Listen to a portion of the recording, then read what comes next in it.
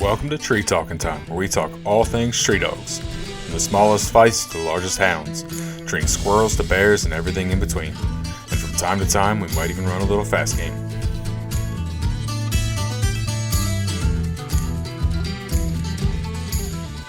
So what's going on, man? A hell of a lot's changed since 2 years ago when we talked.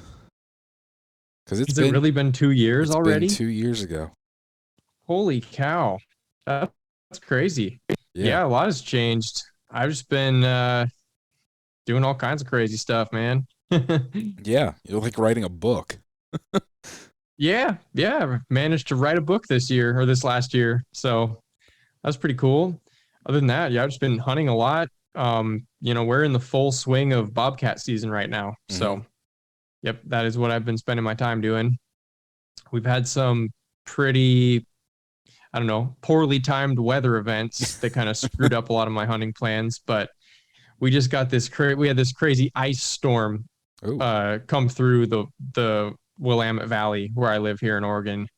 And there was like 2 inches of just solid ice on the road, so we couldn't go anywhere. Yeah. But luckily we don't get too many, crazy weather events or anything like that here. Nothing too severe anyway, other than like the forest fires in the summer. But now, how much snow do you guys typically get? Well, where I live, we don't really, maybe it'll snow a couple times a year down here in the valley. In the mountains where I hunt, it's also pretty temperate, I guess is the term. Yeah. So it doesn't get, it gets snow, but there's not really much of a snowpack or anything. So last year we had a ton of snow up in the mountains. I'm mostly hunting the Coast Range here. Yeah. And so they're not very high elevation. Like the highest, most of my places I go are like the very highest is going to be 2,500 feet above sea level. And so a lot of times, you'll have snow like above 2,000 feet that'll hang around. Yeah. But it usually melts. Yeah. Pretty, it'll snow and then it'll melt. But similar to But here. last year, like we had an actual like snowpack up in the Coast Range. So. No, I mean, from like where you're saying, like in the valley and where you're at, like it sounds a lot like here. Because I'm, people are like, oh, what's your elevation? I'm like, 0, like 5. Right. Like, Yeah. The bay is like, I think we're like 180 feet at my house, but the top of the Chesapeake Bay is like 10 miles south of me, so it's not. There's no elevation here. A hill, whatever the hill is, but otherwise it's pretty flat. But you get further into the mountains and it actually holds snow over there. So. Yeah, the Cascade Mountains, they get a ton of snow to the point where, they get like 8, 10, 12 feet of snow. Jeez. To where you don't, you get snowed out of places to where you just can't even access them. So I haven't hunted over there at all. Okay. But I'd like to at some point. The bobcats are quite a bit bigger over there. There you go. There's not as many, but they are prettier. They got nicer pelts apparently. That's what they say anyway. Okay. So. Get you a nice big one to mount. Yeah, that'd be cool. Well, why don't you introduce yourself? So, my name is Niklas Isaac. I am a hound hunter. I live out here in Oregon. I still consider myself like a complete rookie. Even though I did manage to write a book about hound hunting, but I am by no means an expert. I really wrote the book from the perspective of someone who is just learning and discovering all this for the first time. Yeah. I thought it was an interesting take, and I really enjoyed it. Is like, as you progressed through the year, you're kind of like talking about those steps in the progression. Yeah, that's really what I was going for. And so I guess a little more about me. So I've been into hound hunting for I think like 4.5 years now or so. I think this is I'm in the middle of my 4th actual season doing this. before I was into all this hound hunting stuff, I've always really been into hunting and fishing. Um, I used to live in Louisiana, and so I got into bow hunting down there. I never killed anything down there, but I got it. That's where I really fell in love with hunting in Mhm. general. So I was going after whitetails and hogs. Um, and I had shot a bow before I got into that, so it was just kind of an easy entrance point for me. So, Nicholas, Um, why did you live in Louisiana? well, that take going back, rolling back further into my history. We're going to derail this for a second because you've got an interesting Yeah. life. For sure. So I ended up in Louisiana uh right after high school. I moved down. So when I was 18, graduated high school, and basically I moved straight down to New Orleans.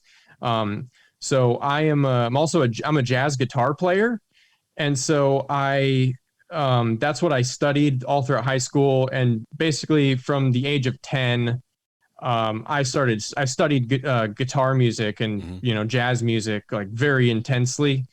Um, so when I got done with high school, I had some friends living down in New Orleans who wanted to start a band, and so I actually was enrolled to go to Portland State University, because that's where my family's from. Yeah. My family lives in Oregon and everything, so I was enrolled to go to Portland State, and pretty much last minute, I was just like, "There's no way I'm going to go to class. There's no way, there's no way I'm going to take it seriously." Yeah.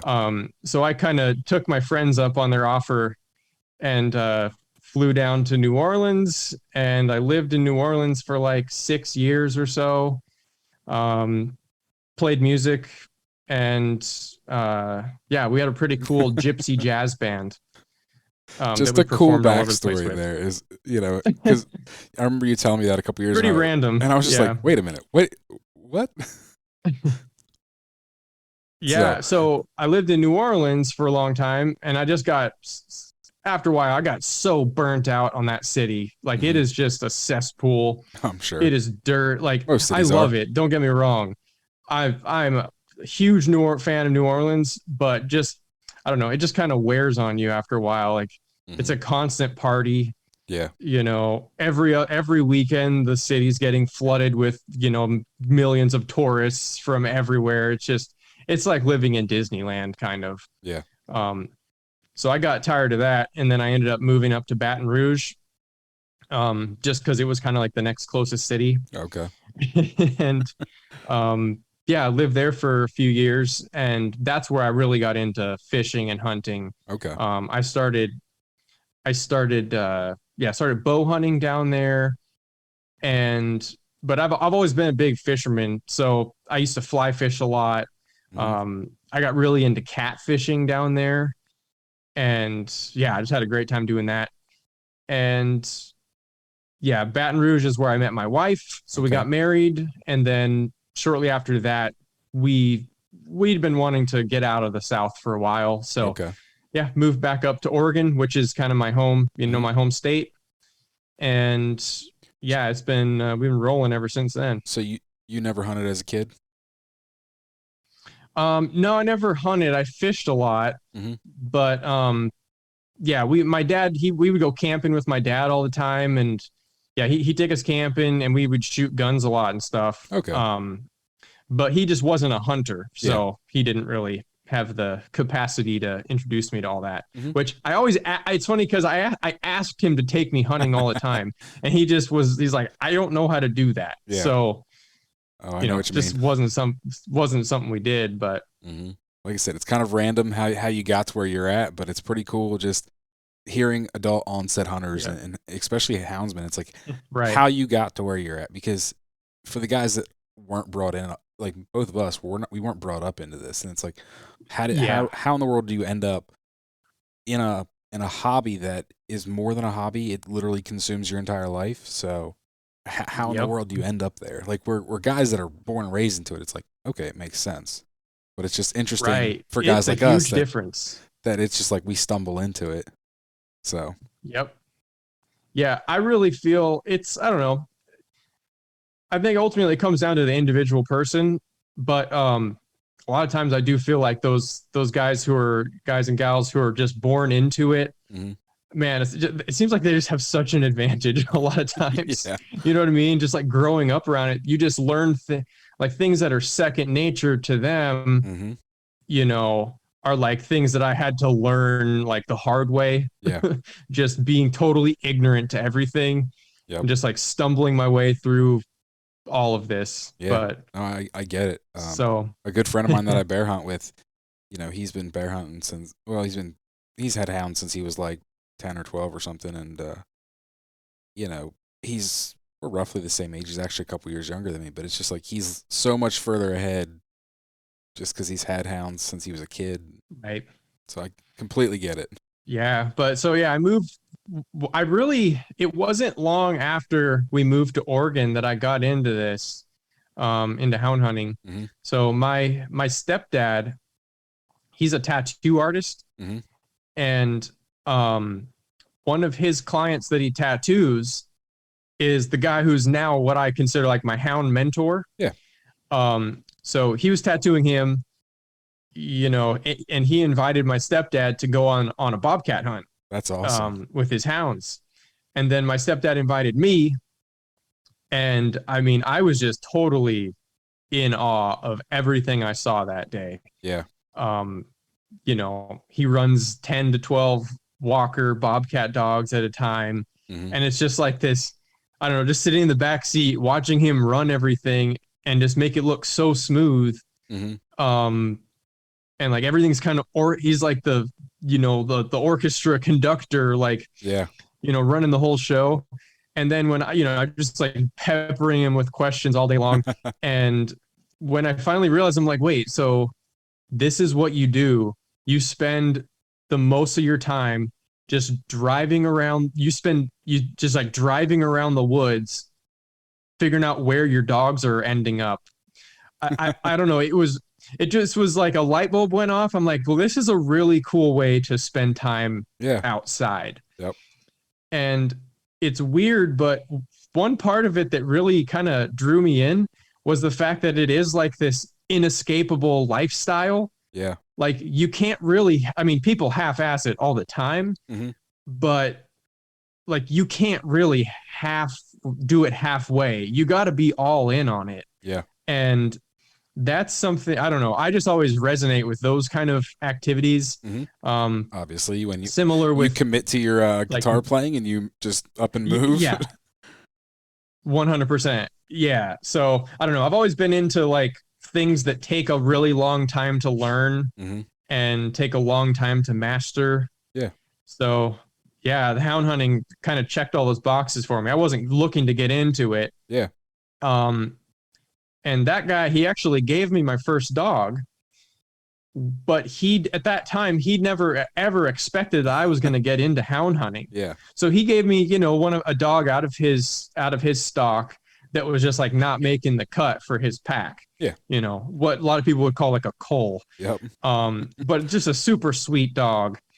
And we were looking for, we wanted to get a dog at some point. So he was just like, yeah, hey, you want Finn? Yeah. And I was like, seriously? Yeah. And then, yeah, one thing led to the next. And just the more I learned about the hounds, And the more I wanted another one, first of I was all. about to say, So you quickly, got a pack of them. yeah. Yeah. How many are you up to right fully now? on purpose. Huh? I said, how many are you up to right now? I'm up to enough that it makes me really uncomfortable when people ask me how many dogs I have. But right now I got 8. That's what I thought. Yeah. So I got, You got the 4 adults it's a and 4 long puppies, story. right? I got 4 adults and 4 puppies. Yeah. Yep. And 2 of the adults I don't hunt with them anymore. They're just straight up house dogs. Okay. I'm guessing I know which 2, but just from reading the book. Yeah. Right. Yeah. So, the ones that aren't really talked about in the book very much. Yeah. Well, let's talk about the book for a minute. It's called Cat Dog Chronicles, and it's just we've kind of discussed. It's your journey learning how to cat hunt. But when you first got started, and you even kind of go over this in the book, but you you kind of glossed over for the most part is you started coon hunting though when you got into running hounds. Yes. Because it was lower barrier to entry, we should say. Yes, exactly. And you got your feet wet, you liked it, and then what made you want to switch gears and go from coon hunting to cat hunting? So a big motivation is basically just watching, getting to go hunting with my mentor and hang out with him, and I just wanted to do what he was doing. And it sounds silly, almost. It kind of feels silly saying it like that. But just the whole package is what I was going for. Yeah. I love coon hunting, but at least here, I think most places are like this. It's something you're doing on foot. Yeah. So like most of the time when you're coon hunting, you're cutting your dogs loose, and then you're walking around following them on foot. Whereas with the bobcat hunting, it's really like a truck-based activity. Yeah. So you're just covering 10 times, 20 times, 50 times more ground just to find the animal to run. Yep. Than you are with coon hunting. And I mean, I grew up, we always, my dad, we'd go four-wheeling in the Coast Range all the time, just, driving back roads, like looking for cool campsites, just driving around, just kind of messing around. Yeah. And so that's really what I end up doing when I'm out cat hunting now, is I'm just, just cruising around in the woods, just having a great time in my little truck. So yeah, like the whole adventure of it is really what drew me into bobcat hunting. Honestly, the animal, like I could care less. Honestly, I could almost care less what animal I'm pursuing. Yeah. With the dogs, it's just the style. Other than the fact it's like the style and the challenge of it. With the it's like a chess match with these freaking bobcats. Like it's almost like, it seems like and I'm not saying anything negative about coon hunting. I love coon hunting. Yeah. But they're just totally different things. Yep, exactly. With the bobcat, like a successful bobcat race, it feels like 5 coon races built into one. Because you'll get it running, and then the dogs will lose it. And so then, you're getting the dogs back, and you're driving roads to figure out where the cat went. And then you got a whole new race on your hands, and then they'll lose it again. And then, you're figuring out where it went, and then if you're lucky, they'll get it treed. But yeah. Yeah, it's there's a lot to it. And I'm so jacked up about all this stuff right now. Like I'm brimming over with excitement. Yeah. No, I understand. I get it. So I don't want to ask you anything that you don't want to give up in the book. Well, I'll tell you everything you want to know about it. Basically, so there's a lot of reasons why people write books. And for me, it really came down to, so I guess maybe I could talk a little bit about my backstory some more, because so before I got into hound hunting, and even before I really got into hunting in general, I was a freelance writer for a long time. So, I made a living like writing articles for different websites and stuff, and all kinds of random writing projects I would do. Okay. So I really, I've always loved writing. And at some point I really wanted to move away from doing the freelance work. Gotcha. Because it's creative in a lot of ways, but it's not like it's one of the things I didn't have full say over everything I was writing. Yeah. So at a certain point, I got myself out of that line of work, and I just got a full-time day job to pay the bills, which I like my day job, but it's there's a lot of times when I wish I've had the freelancer lifestyle back, because it's really difficult to make money doing that, but having total flexibility with your schedule is pretty nice. Yeah. but at a certain point, it's just like it's so difficult to make ends meet. There's so much uncertainty Oh yeah. doing freelance work. But so yeah, once I got my full-time day job, I wanted to get more into like creative writing, and I wanted to write a book. Like that was been one of my main like life goals for a really long time. Okay. And like since way before I got into hound hunting. And I had, I've started and like got pretty far on a couple different books that I had kind of played around with. I started one that was like, it was more of it was a fiction book, but it's going to be more about like fishing and stuff. And I'm a huge fan of like Gary Paulson, Hatchet. Yep. And Where the Red Fern Grows, Old Yeller, like all those classic books that are like, boys love reading. That's the kind of the genre that's the kind of style of books that I was looking into writing. And I'm probably still going to write stuff in that vein, in the future. Definitely. We need more books like that. Definitely. Oh yeah. They're a dying category, honestly. The only, I don't even know how to say the guy's last name. It's his first name is Jim. It starts with a K. He wrote Big Red, and he wrote a bunch of other books. I have no idea how to say his last name. Yeah, but he writes books like you're saying.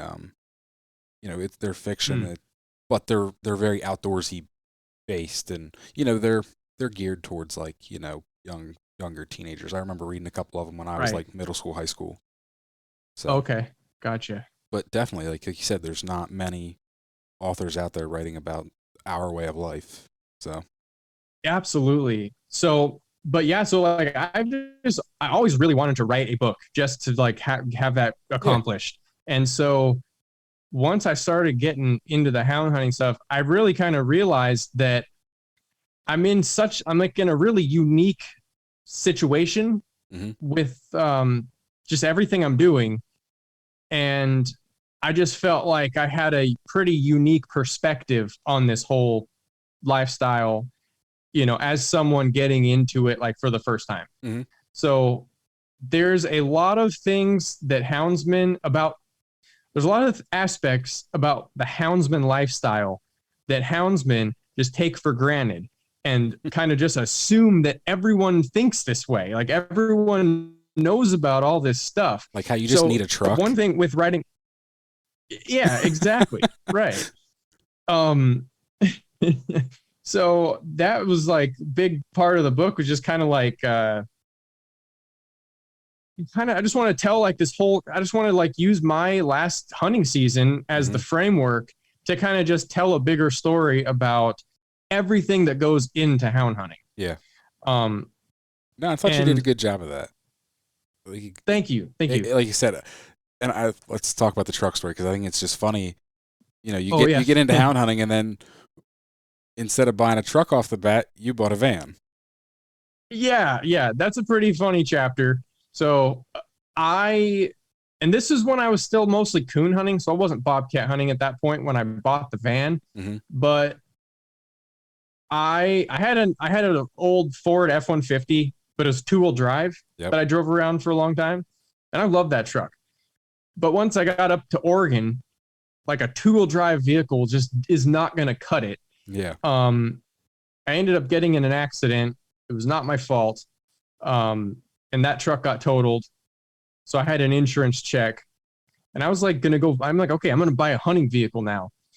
Well, I'm like a very idealistic person. And I get these ideas of how I want things to be stuck in my head. And so with my hunting vehicle, I'm like, okay, I want something that I can sleep in. Like I want to be able to just pull over on the side of the road and go to sleep. So I ended up buying, I looked at a lot of different trucks and things, but I ended up buying an all-wheel drive Chevy Astro van to hunt out of. And there's a whole chapter about it. I called it the Hound Wagon. And I went through, I built a couple different dog box configurations in the back. So I'd be cruising around in my stalker van, with a bunch of hounds in the back.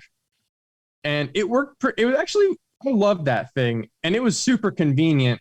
Being able to just sleep on the side of the road wherever I need to. Yeah. But it was a mechanical nightmare, and I'd fix one thing and then something else would break, and it just ended up, it basically needed a new engine. Yeah.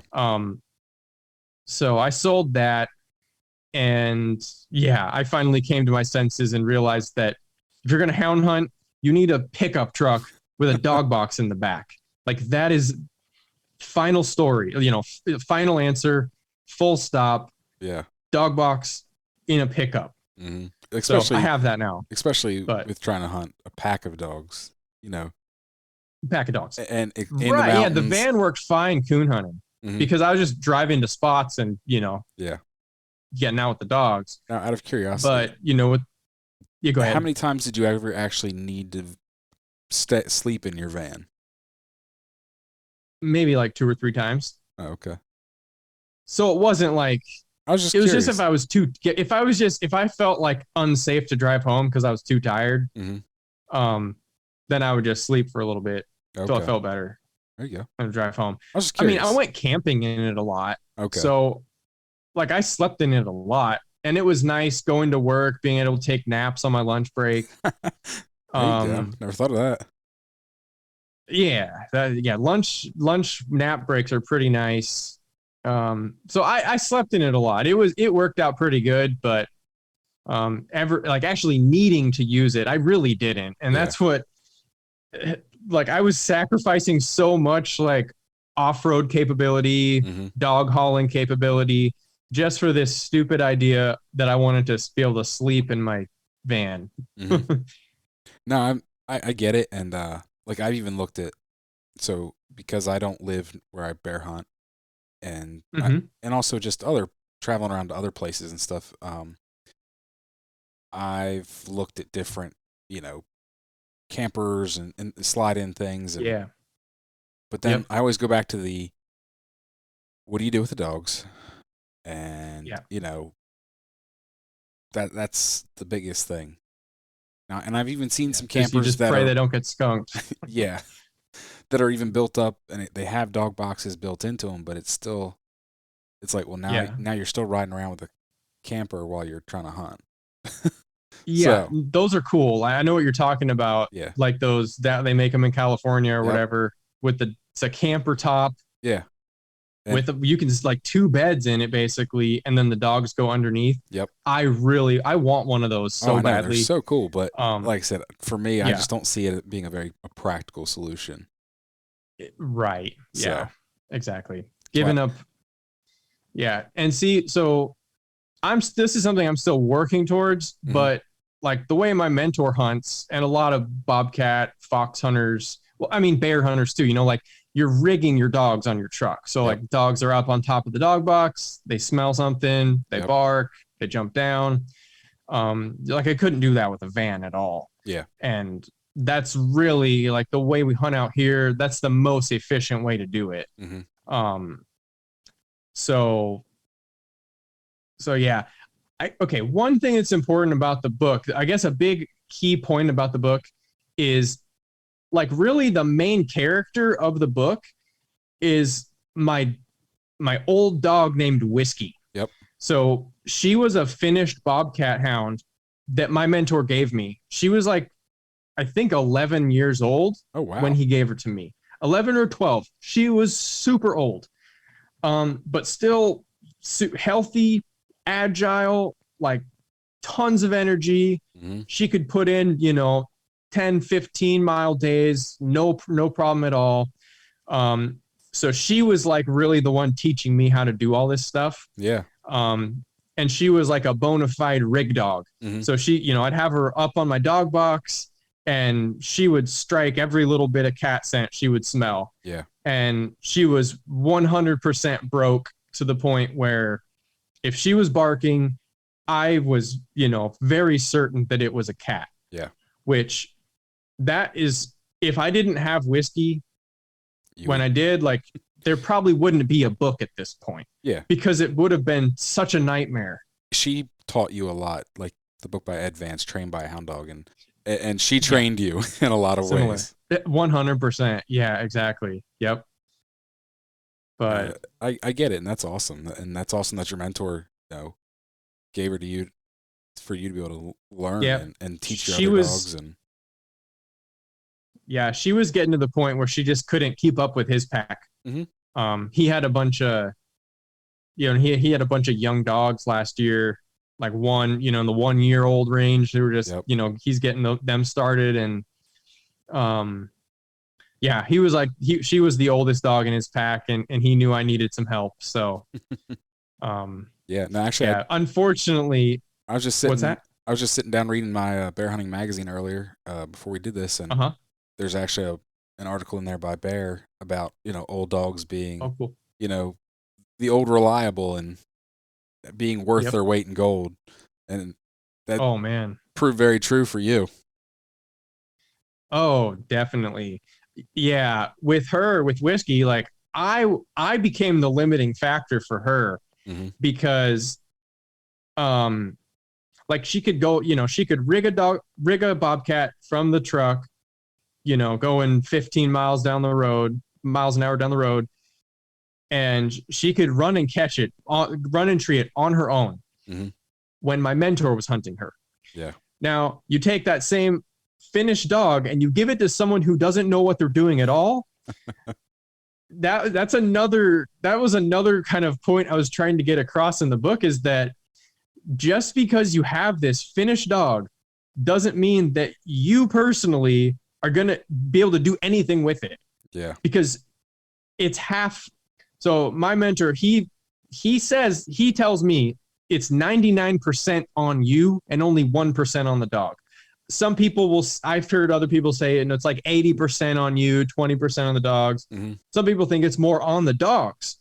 Regardless, it's still teamwork no matter what. Yeah, exactly. Whichever way you think the percentage works out. Sure. Right. Exactly. So yeah, that was that's like the whole roller coaster ride of the book, is that, that was like my personal struggle through it all. Was like, man, I should just be catching bobcats every day with this dog because she's been on hundreds of them and she knows what she's doing. And then it just made me feel like, man, I suck so bad at this. but yeah. But you did find some success. It's not a. Yeah. It ended up like, I can't give that part of the book away. That's the climax. Yep.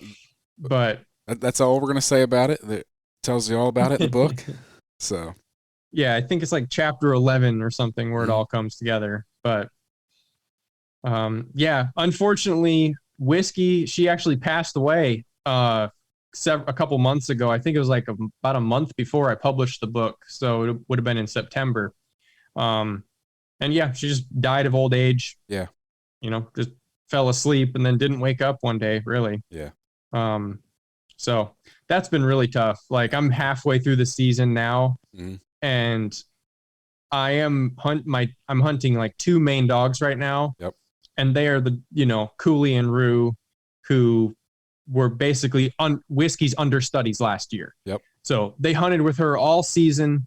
They got exposed to a lot of stuff, but now it's like all on them to, step up and put all the pieces together for themselves. And they're doing pretty good. But man, I really just I'm missing that confirmation of like knowing what's actually going on. Oh, you had a major piece of your pack, Yep. Yeah. That you no longer do. Missing the secret weapon. Yeah. Has been tricky, but they're doing good. I mean, this season, well, they've treed 1 bobcat so far this season. Okay. And so yeah, super proud of them for that. And we've gotten close a lot of times. Other than that, the problem that they run into is they know how to find the track. They know how to strike it basically off the road. They're getting a lot better at cold trailing that track up to get the cat jumped. So, they're bringing those pieces together. They're getting better at running the cat when it's jumped. Yeah. They're really struggling with losses. Like if that cat, starts playing tricks on them, Yep. they'll, like like the coast range here where I hunt is just so steep and just tangled up, and there's down timber everywhere. It's just a mess. So, the cat will end up in like a chunk of like just old deadfall. Yeah. And there's a million hiding places it could just, it's just going to tuck itself away for a split second while the dogs run right past it. Yep. And so that's where, like, those old dogs, they know all the tricks, they know how to find them. Exactly. And pick up those losses. The other really just huge challenge is once they get it treed, actually having the skills and experience to be able to locate it in the tree. Yep. So, like, we have some really, really tall trees here. Yep. And sometimes those bobcats, they'll go all the way to the top of like a giant spruce tree, and I don't even know how you would see it once it's up there. Yeah. Like that's where it becomes so frustrating for me, is because I'm like, they did all this work. I hiked my butt into where they are, which is usually not very easy. And then we can't find the stupid cat in the tree. Yep. Still learning the ropes on a few things, but I think what they're struggling on is pretty commonplace, like of things to struggle on for a bobcat dog. From granted, I'm not a bobcat hunter, but from all the podcasts I have listened to, it kind of sounds like that's what most bobcat hunters, that's the stumbling block for a lot of bobcat hunters. Yep. You're definitely the there. Locating tree dog is worth their weight in gold. Mm-hmm. Now, that's for sure. I know you said in the book that your mentor runs like the typical Western, West Coast running dog, tree dog crosses. What are you running? So my two main dogs right now is Cooley. She's a female. She's like 4.5 years old or so. And I don't know her origins. I literally bought her off Craigslist. And this is when I didn't even know I wanted to hunt. Yeah. So I got my first dog, Finn, and then Finn needed a buddy. So we got Cooley. But she turned out to be an incredible coon dog. But she's half black and tan and half walker. Okay. People have speculated that her half walker side is more of the running walker style. Yeah. But I have no way to know if that's true or not. Yep. I've actually tried tracking down where she came from, like, what dog she came out of, and I had no luck with that. Gotcha. So I got Cooley. She's just an extremely intelligent dog who, like, I've taught her every obedience command you can think of. Like I've learned, I looked into some like the police dog, like Schutzhund kind of handling stuff. She could do all kinds of stuff like that. But so I got her. She's awesome. She is a little too, she kind of sticks to the track a little too much. Okay. So that kind of holds her back with the bobcats, because she wants to go, she wants to follow that trail exactly the whole way there. Whereas with a good bobcat dog does not do that. They're just moving in the general direction of where that cat probably went until they get it up and running, and then they're like on its butt. So she will end up, she ends up getting kind of far behind is what ends up happening. And then my other dog, Rue, he's a male, and he's just straight out of my my mentor's stock. Okay. So he's the full, the treeing walker, running walker. Yeah. Now these are not like, they're not taking a running walker and a treeing walker anymore. They're kind of like their own. They're breeding good dog to good dog. Yeah. And kind of, some like pretty close line breeding is going on with these dogs. Yeah. So, but Rue is like 3.5 years old. and yeah, he's starting to really kick into gear. Mm-hmm. A lot of these dogs that my mentor have, they all seem to be pretty late bloomers. Okay. So yeah, like his Ruse litter mate is one of my mentors, kind of main dogs now, but he just got to that point where he's like, he can strike from the truck, he can get the cat jumped, and he will actually tree it. Yeah. That's a challenging part with the kind of running dog that's in these hounds, where they can run the piss out of a track, but they might not be the most, sticky tree dog. Yep. So that leads to some challenges too. But good deal. Let's get into your puppies. They were a little surprised you? Oh boy. Yeah. My freaking puppies. Well, yeah. So it was a true surprise. So my dog Cooley, who I just told you about, which I don't know if you got or not. Yeah. She got knocked up by my blue tick Plum, and she had a litter of 6 puppies.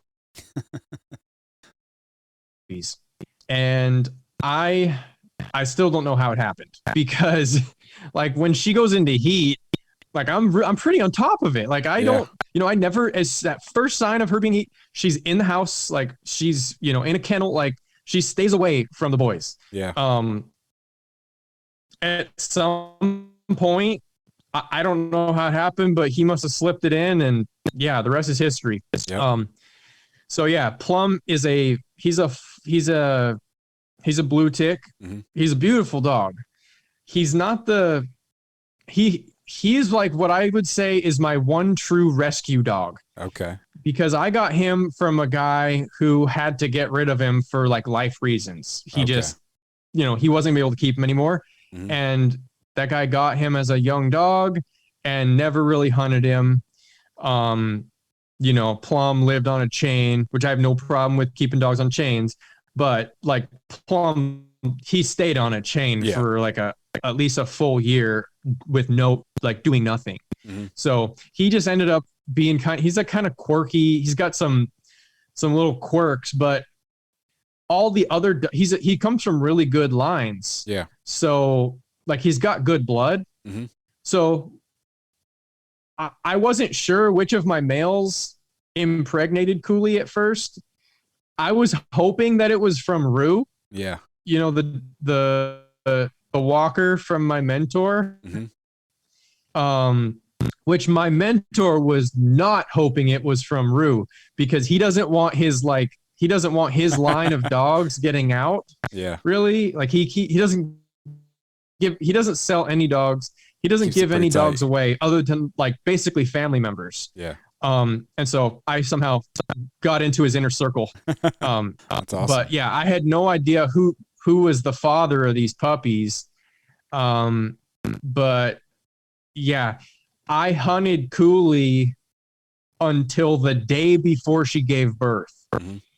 Like the day before Cooley gave birth, she ran 11 miles. Holy smokes. Yeah, and she had treated a bobcat with these puppies in her belly. So that's awesome. Hopefully that experience kind of soaked into the pups. Yeah. I've heard all kinds of theories about that. I'm kind of a crazy person. What's that? I said I've heard all kinds of crazy theories on like hunting a female up until like really close because they think people thinks it makes a better dog. I have no idea, but I've heard all kinds of theories about it. I dabble heavy in conspiracy theories, so I'm all about that kind of stuff. There you go. But yeah, so these puppies she had 6 of them. I'm a crazy person, so I kept 4 of them. And I've been training them all at the same time as a pack, and they're doing awesome. I've got them on some coons so far. That's really they're 6 months old right now. Yeah. And so I'm not really like, they're not going to have anything to do with bobcat hunting this year. they go along, they ride, they come along for the ride. So they've been riding in the dog box every time we go out. Okay. You know, I'll let them run around a bit. I've been roading them a lot, so they've been learning how to, you know, run in front of the pickup truck. Good deal. And they're doing really good with that. But yeah, my main focus with them is getting them on as many coons as I can this year. And I've shot out 3 to them so far. Cool. This year. So yeah, they're super smart dogs. They got great physique, you know, they've got a great physique, like they're really well built. And yeah, they're super drivey, really gritty. Yeah, I got high hopes for them, but I also don't know what I'm doing. So no, you know, I had fun. I had one of those accidents a couple years ago, and at the same point, I was kind of irritated at it, but I ended up keeping one, and you know, right now he's the best dog I have in my kennel. So that Rio. Yep. Nice. And he, pretty much everybody knows him because, well, he's been on 3 magazine covers now, and I post the most pictures of him because, like I said, he's my best dog. So I end up taking a lot more photos of him just because I hunt him more. Right. So nice. Yeah, these puppies, they had their first proper deer race 2 days ago. It was epic. They sounded amazing. Oh, I'm sure they did. Yeah, they ran it like a mile before I caught up to them. But it sounded good. Like they got some crazy voices on them. Good deal. Got that blue tick mouth on them? It's interesting. Yeah, they have like so Cooley, she has a really just like a very clear kind of like I guess, I don't know if it's a ball mouth. I don't know the different terms for their voice, but it's just like a long ringing kind of like but a very clear tone. Okay. Whereas their dad Plum, like he's got the full on like Wookiee kind of ball mouth. Gotcha. Like he scares people. Like people think he sounds like a bear or like he sounds crazy. Like it's such a wild sound to hear. And so they kind of have a combination of those two. Okay. So like yeah, like pretty clear, but a lot of raspy stuff at the tail end of their little howls. Now, so what did you keep? Are they all males, females, mix? So she only had 1 female. So it was 5 males and 1 female. Okay. So yeah, I got rid of two of the males. Okay. So I got 3 males and 1 female. The female, she seems like she's the best one out of all of them. Females tend to be smarter and at least pick things up earlier. In my experience. Seems like it. Yeah, I mean, it really does seem like it. You know, like I said, we started this, like, it's been almost 2 years ago that you started a podcast, and I was, I mean, you had a couple episodes before me, but they were all with people you knew. I think I was your first, like, outside guest that you really didn't know. But the funny thing is I, like, right before you asked me, was literally starting my process of getting into podcasting myself. So I'd like just ordered my mic, and I think we recorded the podcast and I had ordered my stuff like 2 days before. And so, oh, nice. It's just crazy. Like how, like I said, it's kind of come around. And yeah, definitely. Yeah. So I don't really do my podcast anymore. Like it's been a long time since I recorded an episode. I think I did like 10 episodes or something. And that's the Hound on the Run podcast. Yeah. So that's my whole thing. Hound on the Run is kind of what I post everything under. Yeah. But I don't know. I kind of just got out of the podcasting groove and I don't know. I just didn't get back into it. But since I published, and basically I was just focusing on getting my book done. It's understandable. So yeah, once I got my book done and published, I haven't started podcasting again, but I started making YouTube videos. Okay. And that has been super fun. Yeah. So yeah, Hound on the Run on YouTube. So you're Hound on the Run where I'm at. YouTube, Instagram, and you have a newsletter. Yeah. right? Yeah. So houndontherun.com is like it's like a blog newsletter kind of thing. Okay. You can subscribe to your email with your email, and you basically just get it sent to your email inbox. Yeah. But it's really just like a blog. Okay. So yeah, it's just, working a full-time job, I got to have a little, in the corporate world. Yep. I got to have my creative outlets. So Definitely. so that's what I do on houndontherun.com. Awesome. But yeah, the videos have been super fun. It's probably the same amount of work as doing the podcast. Okay. But what I like about it is I don't have to worry about getting a guest.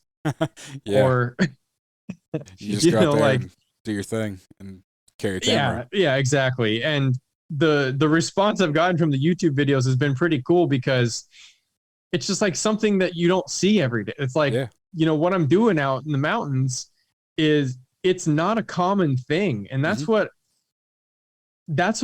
was like kind of another reason why I wanted to write the book, is because it's just not, it's like such a unique thing that I've stumbled into. Yeah. And so, yeah, the video's been super fun. It's me just mostly not catching any bobcats, but that's all right. There's one video so far where you get to see a bobcat in a tree. Cool. But yeah, it's been pretty fun. Well, definitely, I encourage everybody to go check you out.